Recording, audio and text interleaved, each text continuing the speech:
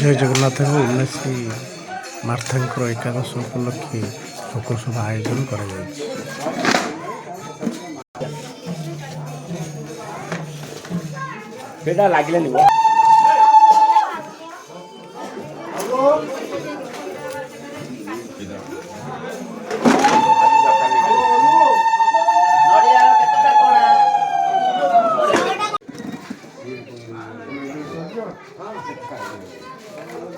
सम्मान्य शोकसभा उपस्थित मोर गुरुजनवृंद एवं छोट छोट भाई बहन मोर अनेक अनेक शुभेच्छा। आज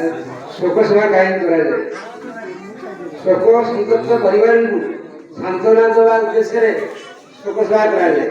किसी मन पकेवा उद्देश्य शोकसभा कराए एणु आज उल्लासकर 11 दिन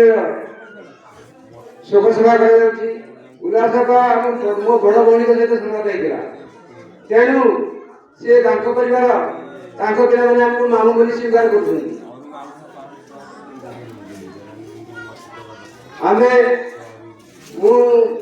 माँ तो मिल ना माँ विषय मोर सान भाई राजेंद्र कुमार जेना और बड़ भाई सुदर्शन जेना आपण मानू किसी संक्षेप कहले एणु आउ विशेष किसी कहू मोर नहीं ये कही विदाय। धन्यवाद जगेश्वर भाई भाषण देते सभा करते निश्चित भाव घंटे 2 घंटा जाता जगन्नाथ आशीर्वाद आम से परिप्रेक्षी अभा पहुंची जाइए घंटे भी नहीं था संक्षिप्त वाले यदि आपण मध्य कौन महिला कि कौन बुद्धिजीवी लोक शिखार अच्छे शिखे मुझे गोटे कथा खुला सभा एमती गोटे व्यक्ति विशेष माँ थे प्रति परिवार आत्मीय सेवन जिते गाँव अच्छा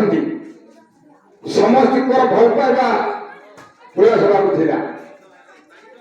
बड़ जीवन से दे मानस बड़ जीवन मास अवैध घास देह बंदा कि रज लगे ग्राम सुधारी को हो बेकारी यार व्याख्या करने को बोले निश्चित 10 मिनिट लगे विद्वान व्यक्ति जानवर थे जानवे विद्वान व्यक्ति माने ए शब्दर अर्थ खुला सभार चाली चलन आचार विचार व्यवहार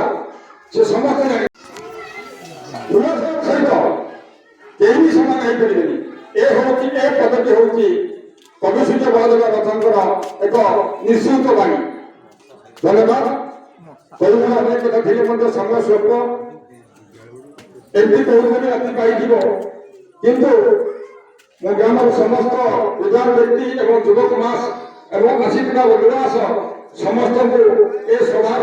विदाय अर्पण दे सभा को साफल्य मन कले एवं मो सभापति को अनुरोध करी ए सभा को शांत करने से वक्तव्य रखिए। जय जगन्नाथ। सभा शांत कराइबा समस्त माँ भाई मैंने जो मैंने आमर बोल मैंने अच्छे से फोटो एवं पुष्पांजल अर्पण कर हुड़हुड़ी दे दीप उत्पादन कर धरिक पाछड़ दिखाते। जय जगन्नाथ।